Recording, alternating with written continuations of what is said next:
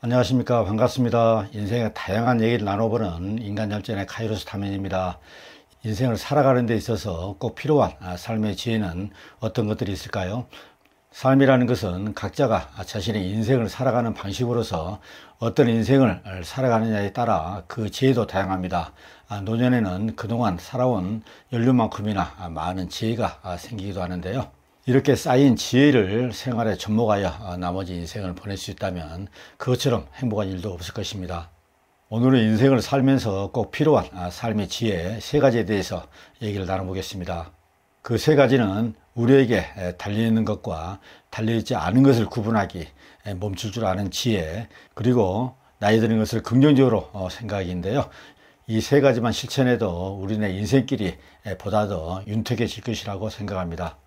구독과 좋아요 꾹 한번 눌러주시고요. 더 좋은 방송으로 보답하도록 하겠습니다. 그리고 저희 영상 끝까지 시청해 주시면 감사하겠습니다.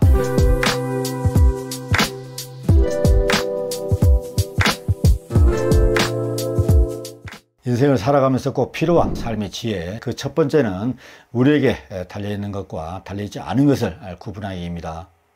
이것을 통제 이분법이라고도 얘기를 하는데요. 고대 그리스 철학자 에픽테투스의 어록 엔케리디온에 나오는 첫 문장입니다. 아주 유명한 말이죠. 이 두 가지를 구분하는 능력만 있어도 우리나라 삶이 한결 더 행복해질 것이라고 확신합니다. 세상에는 두 가지가 있습니다. 우리에게 달려있는 것과 우리에게 달려있지 않은 것이 바로 그것인데요. 다르게 해석하면 통제 가능한 일과 통제 불가능한 일이라고 해도 좋을 것 같습니다. 아무리 해도 안 되는 일은 무엇이 있을까요? 세상의 일이나 과거의 일, 그리고 타인의 일 등이 바로 그것인데요.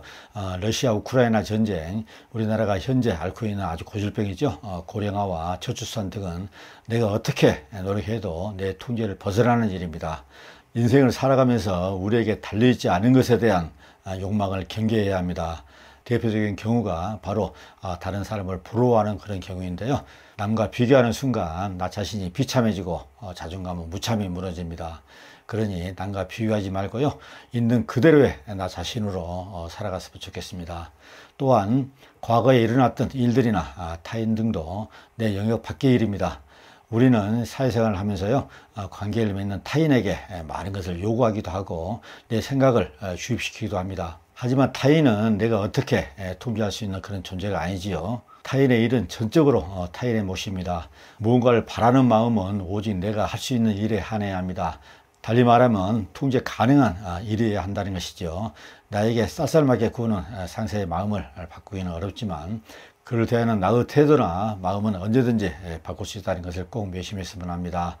진정한 의미에서 자유롭게 살기 위해서는 우리에게 달려있지 않은 것, 즉 불가능한 일에는 신경을 끊어야 합니다.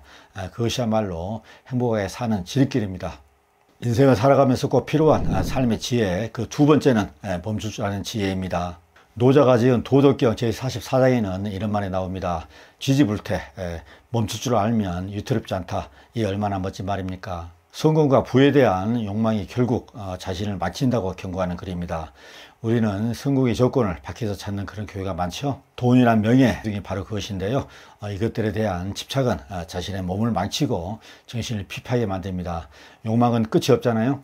1억이 모이면 10억을 갖고 싶어하고 10억이 모이면 100억을 욕심내는 것이 솔직한 우리 인간들의 속마음입니다. 우리가 흔히 성공의 잣대로 사용하는 것들, 돈이나 명예, 권력 등은 우리 인간처럼 유하는 것들입니다. 죽으면 모두 사라지는 것들이지만 그것들에 대한 욕망을 버리지 못하고 삽니다. 멈추는 것을 모르는 삶을 사는 것이지요. 적당한 시기에 만족을 알고 그칠 줄 아는 것이야말로 인생을 멋지게 사는 비결입니다. 그런데 그게 쉽지가 않습니다. 왜 그럴까요? 인간의 욕망은 끝이 없기 때문입니다. 멈추는 것을 몸소 실천한 인물이 오나라 구천을 도와서 오나라를 멸망케 하는데 결정적인 역할을 한 법례를 들 수 있는데요. 법례는 후대 많은 사람들로부터 존경을 받고 있는 인물인데요. 오랑구천이 오나라를 정복하자 법례는 직감했습니다. 화려했던 지난날의 모든 것을 다 내려놓고 호련히 어디론가 떠나갑니다. 함께 떠날 것을 권유받았던 문종은 오랑구천의 곁에 남아있다가 결국은 토사구팽 당하고 말지요. 토사구팽이란 단어를 최초로 쓴 인물이 바로 법례입니다. 한참 절정기에 더 다가가지 않고 내려오는 것이야말로 인생을 살면서 꼭 가슴속에 새겨야 할 큰 덕목이 아닌가 생각합니다. 인생을 살아가면서 꼭 필요한 삶의 지혜, 그 세 번째는 나이 들은 것을 긍정적으로 생각하는 것입니다. 나이 들은 것을 긍정적으로 생각하는 것은 그 어떤 운동 효과보다 좋다고 합니다. 나이가 든다는 것은 다른 말로 해석하면 죽음에 가까워진다는 그런 의미겠죠. 부귀한 사람이나 빈천한 사람이나 가장 공평한 것이 있다면 그것은 바로 모든 사람에게 주어지는 똑같은 시간이라고 말할 수 있습니다. 그 시간들을 허투루 쓰지 않고 지금 이 순간 최선을 다해 살아간다면 우리 생은 그만큼 아름다워질 것입니다. 메멘토 모리는 라틴어로 죽음을 생각하라 라는 말인데요. 이 말을 머릿속에 늘 지니고 있다면 죽음에 대한 두려움도 사라지고 우리 앞에 놓여있는 지금이라는 이 시간을 더 값지게 보내지 않을까 생각합니다. 그 많은 재산 남겨두고 어떻게 이 세상을 떠나 이런 생각을 하는 사람은 인생을 잘못 산 사람입니다. 떠날 때는 아무 생각 없이 그냥 호련히 사라지는 것입니다.